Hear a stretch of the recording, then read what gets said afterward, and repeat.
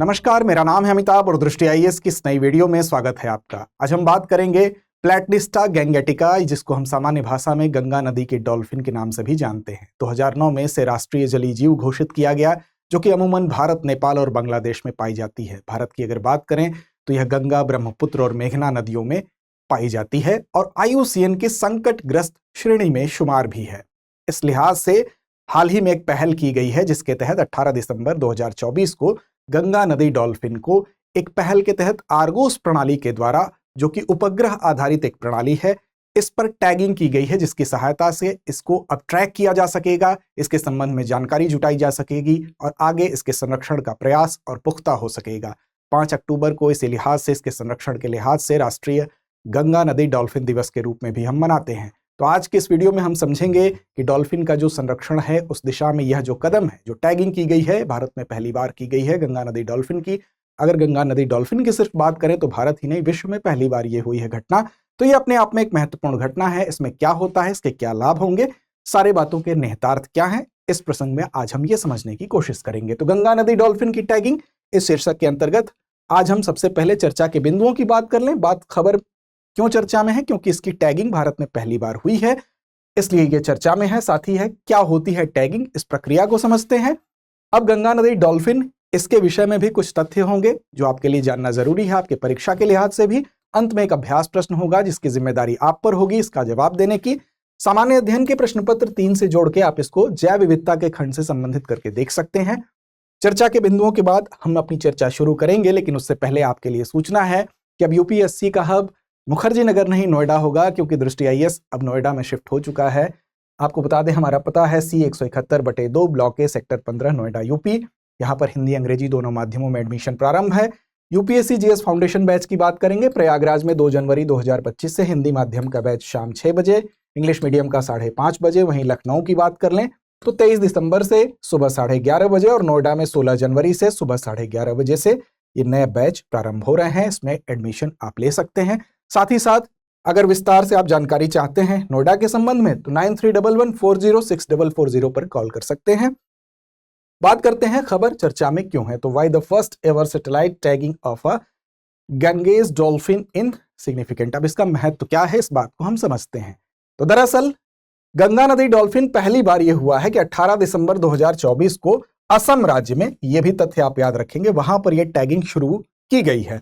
इसमें ये जो पूरा का पूरा जो प्रयास किया गया है, ये किसके अंतर्गत किया गया है? तो ये प्रोजेक्ट डॉल्फिन के तहत ही शुरू किया गया। प्रोजेक्ट डॉल्फिन, आप जानते हैं कि ये डॉल्फिन के संरक्षण के लिए ही एक प्रयास है। 2020 में इसकी घोषणा की गई थी।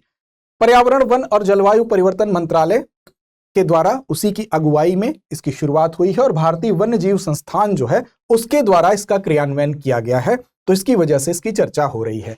अब इसका उद्देश्य क्या है, इसका महत्व क्या है, इसको समझना जरूरी है।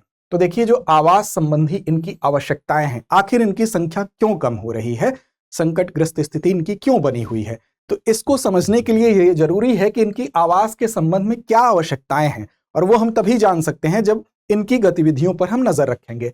इसी के लिए डॉल्फिन के आवास, उनके रहने का, उनके प्रवास का पैटर्न क्या है, साथ ही साथ उनका वितरण क्षेत्र क्या है, मतलब किन क्षेत्रों में वो ज्यादातर रहना पसंद करती हैं, इन सारी बातों के बारे में अगर हम डिटेल जानकारी जुटाना चाहते हैं तो उन पर हमको नजर रखना होगा और तभी हम उनका संरक्षण कर पाएंगे। तो हम कह सकते हैं कि संरक्षण के प्रयास के लिहाज से यह कदम उठाया गया है, जिसके तहत 18 दिसंबर 2024 को असम राज्य में गंगा नदी डॉल्फिन को पहली बार टैगिंग की गई है।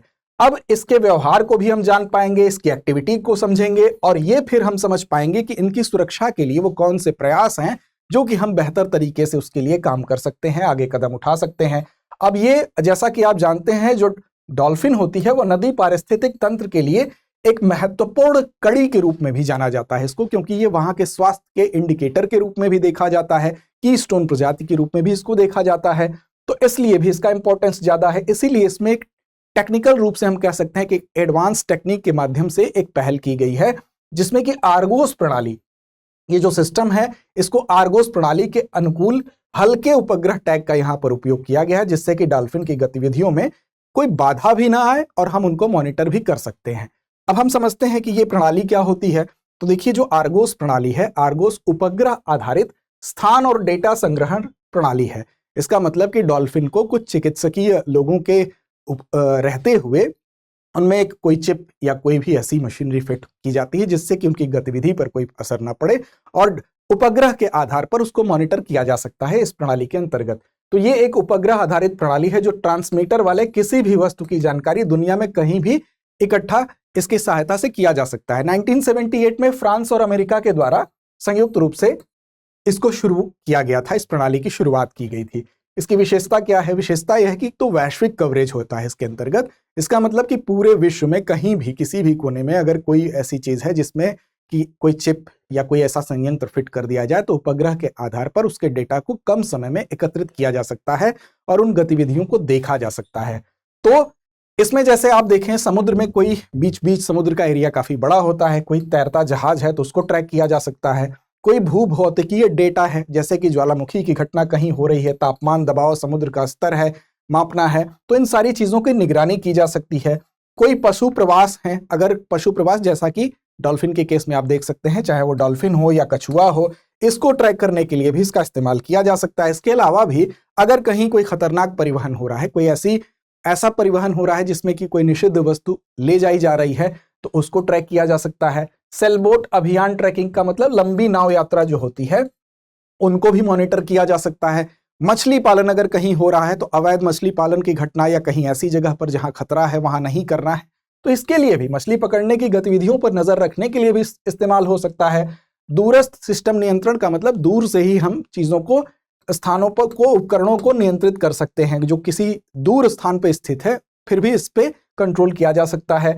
पर्यावरण निगरानी में ये काफी महत्वपूर्ण हम कह सकते हैं भूमिका निभाता है क्योंकि जो ग्लेशियर्स होते हैं, समुद्र के स्तर में बदलाव है, उसको भी ट्रैक किया जाता है इस सिस्टम के द्वारा। साथ ही साथ आपातकालीन सेवाएं, अगर कहीं पर तूफान आने वाली स्थिति हो रही है तो ऐसी दशा में हम वहां पर बता सकते हैं जहाजों की स्थिति क्या है उस जगह पर, इसकी जानकारी हमको हासिल हो सकती है।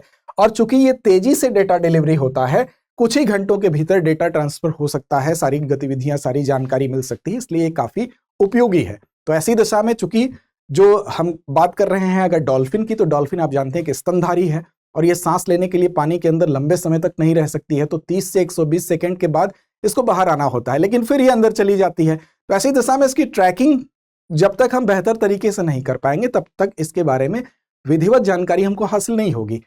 इसी लिहाज से इस कदम को उठाया गया है।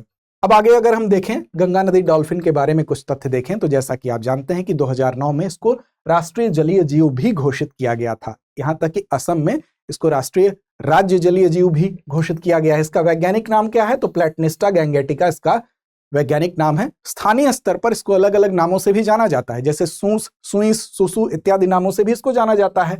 ये एक लुप्तप्राय हम कह सकते हैं ऐसा जीव है जो कि अमूमन मीठे पानी में पाई जाती है, ये डॉल्फिन प्रजाति।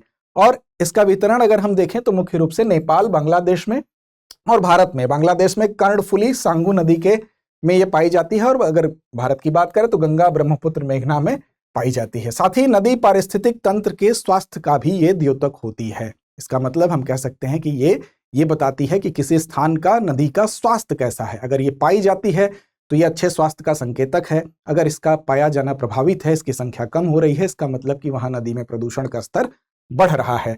साथ ही साथ ये अंधी होती है, इसकी दृष्टि लगभग अंधी होती है, तो इस वजह से ये क्या करती है, लेकिन अंधा होने के बावजूद ये जब शिकार करती है ये बहुत ही उच्च कोटि की शिकारी होती है। विशेष रूप से इसके पास एक प्रणाली है जो नेविगेशन के लिए इकोलोकेशन का इस्तेमाल करती है। इकोलोकेशन के अंतर्गत जो ध्वनि तरंगे हैं उसको ये उत्पन्न करती है। ये जिस भी नदी में अगर कोई मछली होगी या कोई खतरा होगा तो उससे इसकी ध्वनि तरंगे टकरा के परावर्तित होकर वापस आएंगी और ये बिना उसको देखे, अगर वहां पर दृश्यता शून्य भी है तो ये अपने इसी इकोलोकेशन का जो इसकी प्रणाली है इसका इस्तेमाल करके, ध्वनि तरंगों का उपयोग करके ये उस जीव को भांप जाती है और इस तरह से एक उच्च कोटि की हम कह सकते हैं शिकारी भी है, जिसको कि दृश्यता ना होने के बावजूद ये बहुत बेहतर तरीके से शिकार कर पाती है। तो ये प्रणाली इसको विशेष बनाती है। साथ ही साथ हम कहेंगे जहां पर धीमी गति से बहने वाले पानी होते हैं वो उस जगह को ये पसंद करती है, वहां पर पाई जाती है। मांसाहारी होती है, जो कि मुख्य रूप से मछली और अकशेरुकीय जीवों को ये खाती है। साथ ही ये कीस्टोन प्रजाति भी है, इसलिए भी इसका इंपॉर्टेंस बहुत ज्यादा है। आप जानते हैं कि कीस्टोन प्रजाति क्या होती है?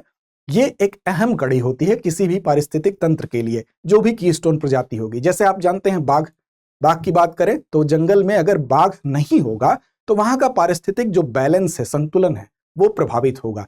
जिस प्रकार बाघ अगर नहीं होगा तो हिरण का शिकार करता है, जंगली सुअर का शिकार करता है, तो इनकी संख्या बहुतायत होगी, तो पारिस्थितिक तंत्र का संतुलन बिगड़ेगा।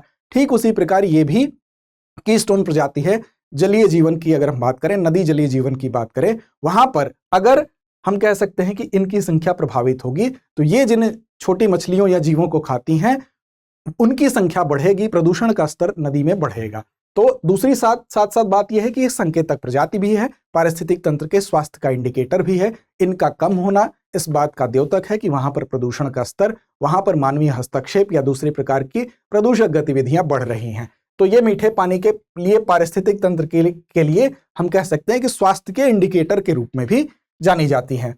इनके संरक्षण के लिए प्रयास भी हुए हैं, उस पर भी हम चर्चा करेंगे, लेकिन आपको बता दें इनकी लिस्टेड स्थिति क्या है।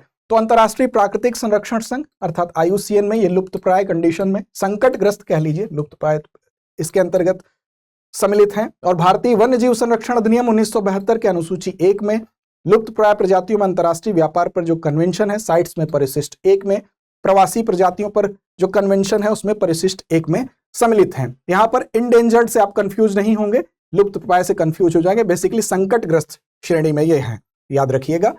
इनकी सुरक्षा के लिए जो कुछ पहल की गई है सरकारी स्तर पर, उस पर भी एक नजर डालते हैं। देखिए, एक पहल तो है प्रोजेक्ट डॉल्फिन, और इसी प्रोजेक्ट डॉल्फिन पहल के अंतर्गत ही जो 18 दिसंबर 2024 को इसको पहली बार टैगिंग की जो घटना हुई है वो भी इस प्रोजेक्ट का ही हिस्सा है।